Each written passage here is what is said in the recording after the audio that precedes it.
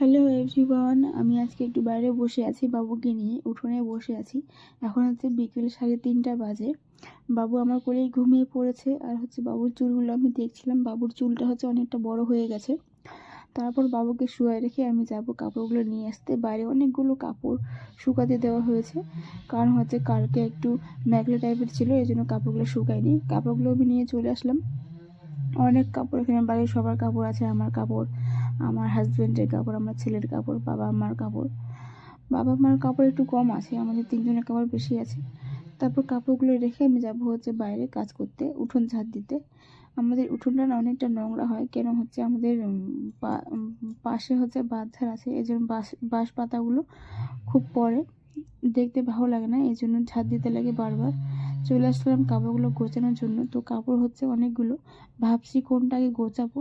তো ভাবলাম বাবুর কাপড়গুলো আগে গুছিয়ে নিই। বাবুর হচ্ছে ঘুম থেকে উঠে গেলে তাকে হচ্ছে ওকে নিতে সুবিধা হবে, ওর কাপড়গুলো আমি ভাঁজ করে রেখে দিই।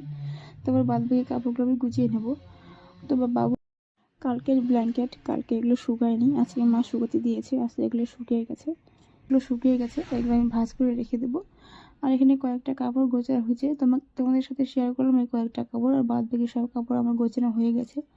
রেডি হয়ে চলে যাবো হচ্ছে বাগডোগরা। আজকে বাবুর শরীরটা একটু খারাপ, ওকে ডাক্তার দেখানোর জন্য নিয়ে যাবো বাগডোগরা। তারপর ওখানে ভিডিও করা হয়নি, তারপর বাড়ি আসার পথে আমি ভিডিও করছিলাম, কারণ হচ্ছে বাড়ি থেকে বেরোতে না আজকে অনেকটা দেরি হয়ে গেছে, তার জন্য ওখানে ভিডিও করতে পারিনি। বাড়ি চলে আসলাম, বাড়ি এসে হচ্ছে চেঞ্জ করে তারপর সবাইকে জিজ্ঞেস করছিলাম কে কী খাবে।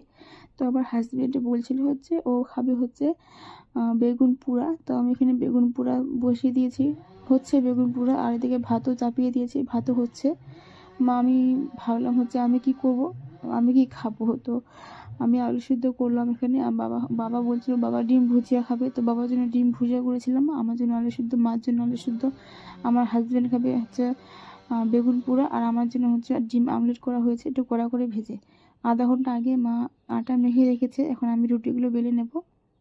রুটিগুলো বেলা হলেই আমি হচ্ছে বাবাকে দিয়ে দেবো খেতে।